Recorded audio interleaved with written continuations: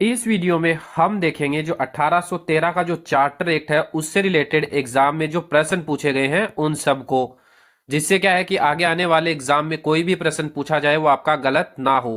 तो पहले हम 1813 का जो चार्टर एक्ट है उससे रिलेटेड इंपॉर्टेंट फैक्ट देख लेते हैं, फिर इन क्वेश्चन को सोल्व करेंगे, जिससे क्या है हमारा कॉन्फिडेंस भी बढ़ेगा।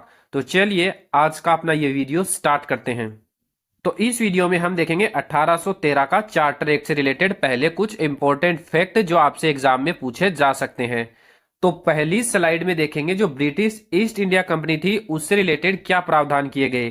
तो पहला प्रावधान था ब्रिटिश ईस्ट इंडिया कंपनी का भारत में व्यापारिक एकाधिकार समाप्त किया गया। तो सबसे पहला और इंपॉर्टेंट फैक्ट तो आपको यही याद रखना है कि जो 1813 का चार्टर एक्ट आया था उसमें जो ब्रिटिश ईस्ट इंडिया कंपनी थी उसका भारत में व्यापारिक एकाधिकार को समाप्त किया गया। यह प्रश्न आपसे सीधा सीधा भी पूछा जा सकता है कि कौन से चार्टर एक्ट के द्वारा भारत में ईस्ट इंडिया कंपनी के व्यापारिक एकाधिकार को समाप्त किया गया। तो इसका जवाब हो जाएगा 1813 का जो चार्टर एक्ट आया था उसके द्वारा ईस्ट इंडिया कंपनी का भारत में व्यापारिक एकाधिकार समाप्त किया गया था। उसके बाद में है कथन दो, चाय के व्यापार और चीन के साथ व्यापार पर कंपनी का एकाधिकार बना रहा। तो आपको यह चीज भी ध्यान रखनी है कि 1813 का जो चार्टर एक्ट आया था उसमें ब्रिटिश ईस्ट इंडिया कंपनी का भारत में व्यापारिक एकाधिकार तो समाप्त कर दिया था, लेकिन जो चाय का व्यापार था और चीन के साथ व्यापार था उस पर फिर भी कंपनी का एकाधिकार बना रहा। तो आपको ये जो है अच्छे से ध्यान रखना है, पूर्ण रूप से जो है व्यापारिक एकाधिकार समाप्त नहीं हुआ था। चाय के व्यापार और चीन के व्यापार पर फिर भी जो ईस्ट इंडिया कंपनी है उसका एकाधिकार बना हुआ था। तो दोनों फैक्ट याद रखने हैं, कथन में या सीधे सीधे आपसे ये पूछा जा सकता है। इसके बाद में है फैक्ट नंबर 3 कि ब्रिटिश ईस्ट इंडिया शासित क्षेत्रों पर ब्रिटेन के राजा की प्रभुता को स्थापित किया गया। तो इसका मतलब हो गया कि जो ब्रिटिश ईस्ट इंडिया कंपनी के जो अंडर आते थे, जिन पे ब्रिटिश ईस्ट इंडिया कंपनी का जो शासन था, जिन क्षेत्रों पे इस एक्ट के बाद में वो किसके अंडर आने लग गए, ब्रिटेन के राजा के अंडर आने लग गए। तो आपको ब्रिटिश ईस्ट इंडिया कंपनी से रिलेटेड तीनों ये फैक्ट ध्यान रखने हैं। 1813 का जो चार्टर एक्ट आया था उसमें ब्रिटिश ईस्ट इंडिया कंपनी के लिए क्या क्या प्रावधान किए गए थे। इसके बाद में और क्या क्या प्रावधान किए गए थे, जो 3 प्रावधान हमने देखे थे वो ब्रिटिश ईस्ट इंडिया कंपनी से रिलेटेड थे। उसके बाद में चौथा जो प्रावधान था वो था ईसाई मिशनरियों को भारत में अपना धर्म का प्रचार करने की सुविधा दी गई।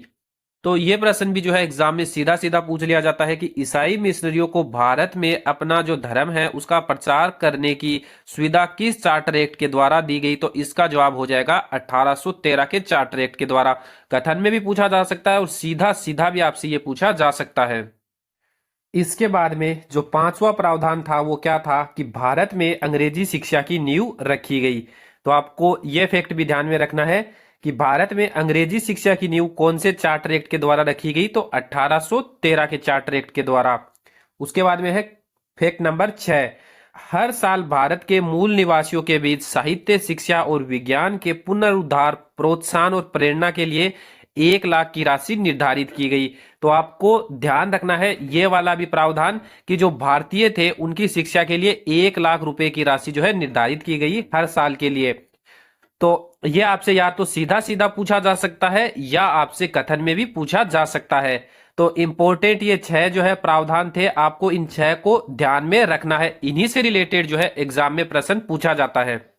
इस स्लाइड में हम देखेंगे अब 1813 का जो चार्टर एक्ट था उससे रिलेटेड जो प्रश्न पूछे गए हैं एग्जाम में उनके बारे में। ये प्रश्न जो है एग्जाम में पूछे गए हैं वही प्रश्न जो है हम इस स्लाइड में लेंगे। तो पहला प्रश्न है कि चार्टर एक्ट 1813 के संदर्भ में कौन सा कथन सही नहीं है।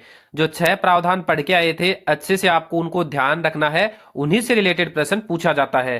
तो पहला है इसने ब्रिटिश ईस्ट इंडिया शासित क्षेत्रों पर ब्रिटेन के राजा की प्रभुता को स्थापित किया।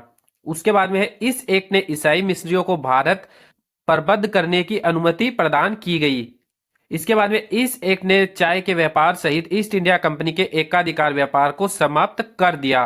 तो जल्दी से बताइए इनमें से कौन सा कथन जो है सही नहीं है। अभी हम 6 प्रावधान पढ़ के आए हैं तो उन्हीं से रिलेटेड है और काफी आसान प्रश्न है उनको पढ़ने के बाद में। तो इसका सही जवाब हो जाएगा ऑप्शन सी, ये जो है सही नहीं है कि जो ईस्ट इंडिया कंपनी का एकाधिकार था उसको समाप्त किया गया था, ये हमने पढ़ा था कि समाप्त किया गया था। लेकिन जो चाय है और जो चीन के साथ व्यापार है उसको छोड़कर, और इस कथन में बोला गया है कि इस एक्ट ने चाय के व्यापार सहित ईस्ट इंडिया कंपनी के एकाधिकार व्यापार को समाप्त कर दिया। तो ये कथन क्या है, गलत हो जाएगा। उसके बाद में था कि ईस्ट इंडिया कंपनी शासित क्षेत्रों पर ब्रिटेन की राजा की प्रभुता को स्थापित किया गया। तो ये बिल्कुल सही है। ईस्ट इंडिया कंपनी द्वारा जो शासित क्षेत्र थे वो ब्रिटेन के राजा के अंडर आने लगे। और उसके बाद में इस एक्ट ने ईसाई मिशनरियों को भारत आकर प्रबुद्ध करने की अनुमति प्रदान की, मतलब अपने धर्म का प्रचार प्रसार करने की अनुमति प्रदान की। तो ये भी बिल्कुल सही है, और ये कथन जो है क्या हो जाएगा, गलत हो जाएगा। इसके बाद में है क्वेश्चन नंबर 2। ये सीधा सीधा प्रश्न पूछा गया है, तो ये तो आप आसानी से जवाब दे दोगे। निम्नलिखित में से किस अधिनियम के द्वारा ब्रिटिश ईस्ट इंडिया कंपनी का भारत में व्यापारिक एकाधिकार समाप्त किया गया? कि कौन सा चार्टर एक्ट आया उसके द्वारा ब्रिटिश ईस्ट इंडिया कंपनी का जो व्यापारिक एकाधिकार था उसको समाप्त किया गया? 1863 का चार्टर एक्ट, 1813 का चार्टर एक्ट, 1703 का चार्टर एक्ट और 1893 का चार्टर एक्ट। तो जल्दी से बताइए इसका सही जवाब क्या होगा। तो इसका सही जवाब हो जाएगा ऑप्शन बी, 1813 का चार्टर एक्ट। 1813 का जो चार्टर एक्ट आया उसमें ब्रिटिश ईस्ट इंडिया कंपनी का जो व्यापारिक एकाधिकार है उसको समाप्त किया गया, लेकिन चाय और जो चीन के साथ व्यापार है उसको छोड़कर। तो आपको दोनों फैक्टर ध्यान रखने हैं, व्यापार एकाधिकार तो समाप्त किया गया, लेकिन चाय और जो चीन के साथ व्यापार था उसको छोड़कर। इसके बाद में है क्वेश्चन नंबर 3। चार्टर एक्ट 1813 के संबंध में निम्नलिखित कथनों पर विचार कीजिए। इसने कंपनी द्वारा अधिकार में लिए गए भारतीय राज्य क्षेत्र पर ब्रिटिश शासन की संप्रभुता को सुदृढ़ किया। इसने भारत में ईस्ट इंडिया कंपनी के व्यापार एकाधिपत्य को चाय के व्यापार और चीन के व्यापार के साथ व्यापार को छोड़कर समाप्त कर दिया, और भारत का राजस्व अब ब्रिटिश संसद के नियंत्रण में आ गया। तो इनमें से कौन सा कथन सही है? 1 और 2, 1 और 3, 1 2 3 और 2 और 3। तो जल्दी से बताइए इनमें से कौन सा जो कथन है वो सही है।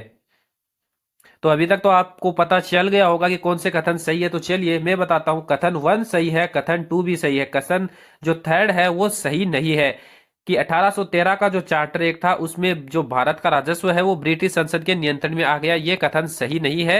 ये जो पिट्स इंडिया एक्ट आया था उसमें ये प्रावधान किया गया था, लेकिन जो 1813 का जो चार्टर एक्ट आया था उसमें कौन सा प्रावधान किए गए थे कि कंपनी द्वारा अधिकार में लिए गए भारतीय राज्य क्षेत्र पर ब्रिटिश शासन की संप्रभुता को सुदृढ़ किया गया, और भारत में ईस्ट इंडिया कंपनी के व्यापार एकाधिपत्य को चाय के व्यापार और चीन के साथ व्यापार को छोड़कर समाप्त कर दिया था। तो ये प्रश्न भी जो है एग्जाम में पूछा गया है, और इस वीडियो में हमने वही प्रश्न लिए जो एग्जाम में पूछे गए हैं। इसके बाद में है क्वेश्चन नंबर 4। 1813 के चार्टर अधिनियम में निम्नलिखित में से कौन सा प्रावधान किए गए थे? शिक्षा को बढ़ावा देने के लिए सालाना 1 लाख की राशि अलग से निर्धारित की जानी थी। इसने कोलकाता में सर्वोच्च न्यायालय की स्थापना का प्रावधान किया था। चीन के व्यापार और चाय के व्यापार को छोड़कर भारत में व्यापार पर कंपनी के एकाधिकार को समाप्त करना। तो इसमें से सही कूट का चयन कीजिए कि कौन से जो कथन है वो सही है। तो ये सारे कथन हमने आपको बताए हैं, तो ये प्रश्न भी आपसे गलत नहीं होना चाहिए, ये प्रश्न भी एग्जाम में पूछा गया है। तो जल्दी से बताइए इसका सही जवाब क्या होगा, इसमें से कौन से कथन सही है और कौन से गलत हैं। तो इसमें से कथन 1 भी सही है, कथन थर्ड भी सही है। ये वाला कथन जो है वो 1813 का जो चार्टर एक्ट था उसमें नहीं किया गया था, ये 1771 का जो रेगुलेटिंग एक्ट आया था उसमें किया गया था। लेकिन अभी हम 1813 पढ़ रहे हैं, तो 1813 का चार्टर जो एक्ट में प्रावधान किए गए थे उन्हीं को समझते हैं। उसके बाद में और भी चार्टर एक्ट को समझ लेंगे, लेकिन अभी 1813 का जो चार्टर एक्ट है उसको अच्छे से समझते हैं। इसके बाद में है क्वेश्चन नंबर 5। 1813 के चार्टर एक्ट के संबंध में निम्नलिखित कथनों पर विचार कीजिए। इसने भारतीयों की शिक्षा पर हर साल 1 लाख रुपए अलग रखे। इसने भारत में कंपनी के व्यापार एकाधिकार को अगले 10 वर्षों के लिए बढ़ा दिया। इसने ईसाई मिशनरियों को भारत आने और धार्मिक धर्मांतरण में संलग्न होने की अनुमति दी। ऊपर दिए गए कितने कथन सही हैं? केवल 1, केवल 2, तीनों सही हैं, तीनों गलत हैं। आपको इसमें यह बताना है कि इसमें से कितने कथन सही है, ये नहीं बताना कि कौन कौन से सही है। इन तीनों कथनों में से कितने कथन सही है। तो आप प्रश्न को अच्छे से पढ़ना, पेपर में क्या पूछा गया है। तो चलिए मैं बताता हूं इसमें से कौन से कथन सही है। आपको भी पता चल ही गया होगा कि इसने भारतीयों की शिक्षा पर हर साल 1 लाख रुपए अलग रखे, तो ये कथन बिल्कुल सही है। इसने भारत में कंपनी के व्यापार एकाधिकार को 10 वर्षों के लिए बढ़ा दिया, ये गलत कथन है। और इसने ईसाई मिस्रियों को भारत आने और धार्मिक धर्मांतरण में संलग्न होने की अनुमति दी। ये कथन भी बिल्कुल सही है। तो इस प्रश्न का सही जवाब हो जाएगा केवल दो। दो कथन जो है इसमें सही है। तो 1813 का जो चार्टर एक्ट था उससे रिलेटेड इंपॉर्टेंट फैक्ट और क्वेश्चन इतने ही थे। अगर आपको ये वीडियो अच्छा लगा है और इस टाइप के और वीडियो देखना चाहते हैं तो चैनल को सब्सक्राइब करें, और वीडियो अच्छा लगा है तो वीडियो को लाइक भी जरूर करें।